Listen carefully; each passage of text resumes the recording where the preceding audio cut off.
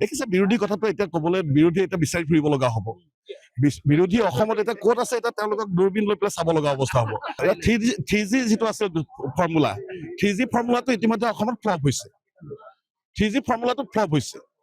উন্নয়ন মানে চাম আমি যিসকল খিলঞ্জীয়া মুছলমান আছে সেইসকলৰ ক্ষেত্ৰত মই একো নকওঁ, কিন্তু যিসকলে বিভিন্ন চৰ চাপৰিৰ পৰা অবৈধভাৱে আহি পেলাই আমাৰ ৰহাৰ গেজিং ৰিজাৰ্ভ, ফৰেষ্ট লেণ্ড, আমাৰ চৰকাৰী ভূমি বেদখল কৰি পেলাই যিসকলে এটা গোটেই সমষ্টিটোৰ প্ৰতি এক ভয় ভাবুকি আৰু এটা অশুভ পৰিৱেশৰ সৃষ্টি কৰিছে। ইয়াৰ ওপৰত আমি মুখ্যমন্ত্ৰীগৰাকীৰ বলিষ্ঠ নেতৃত্বত কঠোৰভাৱে ব্যৱস্থা গ্ৰহণ কৰিম।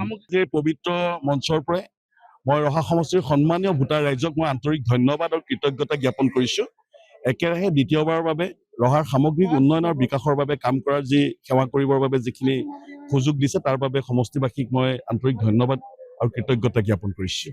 আমাৰ জনগাঁথনিটো তেনেকুৱা আছিলে, প্ৰায় ৬৮,০০০ ভোট, ৬৮,০০০তকৈ অধিক ভোট আমাৰ সংখ্যালঘু ভোট আছিলে।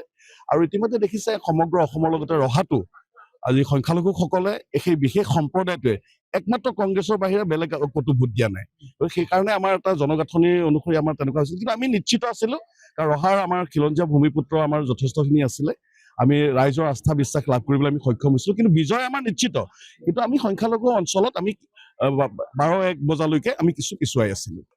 উন্নয়ন মানে চাম আমি যিসকল খিলঞ্জীয়া মুছলমান আছে সেইসকলৰ ক্ষেত্ৰত মই একো নকওঁ, কিন্তু যিসকলে বিভিন্ন চৰ চাপৰিৰ পৰা অবৈধভাৱে আহি পেলাই আমাৰ ৰহাৰ গেজিং ৰিজাৰ্ভ, ফৰেষ্ট লেণ্ড, আমাৰ চৰকাৰী ভূমি বেদখল কৰি পেলাই যিসকলে এটা গোটেই সমষ্টিটোৰ প্ৰতি এক ভয় ভাবুকি আৰু এটা অশুভ পৰিৱেশৰ সৃষ্টি কৰিছে। ইয়াৰ ওপৰত আমি মুখ্যমন্ত্ৰীগৰাকীৰ বলিষ্ঠ নেতৃত্বত কঠোৰভাৱে ব্যৱস্থা গ্ৰহণ কৰিম।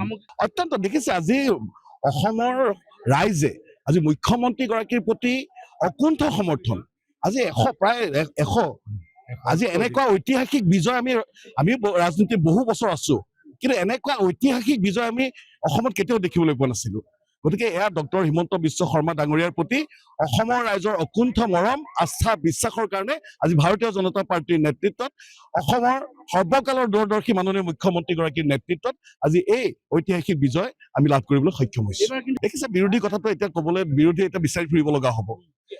বিৰোধী অসমত এতিয়া ক'ত আছে এতিয়া তেওঁলোকক দূৰবীণ লৈ পেলাই চাব লগা অৱস্থা হ'ব। গতিকে বিৰোধী প্ৰসংগত নকওঁ, বিৰোধী নিশ্চিহ্ন হোৱাৰ পথত, কাৰণ তেওঁলোকে কেতিয়াবা আমাৰ খিলঞ্জীয়া ভূমিপুত্ৰ সকলৰ মাজৰ পৰা তেওঁলোকে কেতিয়াবাই বিদায় লৈছে। এটা নিৰ্দিষ্ট এটা সম্প্ৰদায়ৰ মাজত তেওঁলোক ধিপিং ধাবাকৈ আছে, আৰু অলপ কিছুদিনৰ পিছত চাব আৰু সময়ৰ আহ্বান তেওঁলোক এটা সময়ত নিশ্চিন্ন হৈ পৰিব। থ্ৰী জি যিটো আছে ফৰ্মুলা, থ্ৰী জি ফৰ্মুলাটো ইতিমধ্যে অসমত ফ্লপ হৈছে। থ্ৰী জি ফৰ্মুলাটো ফ্লপ হৈছে।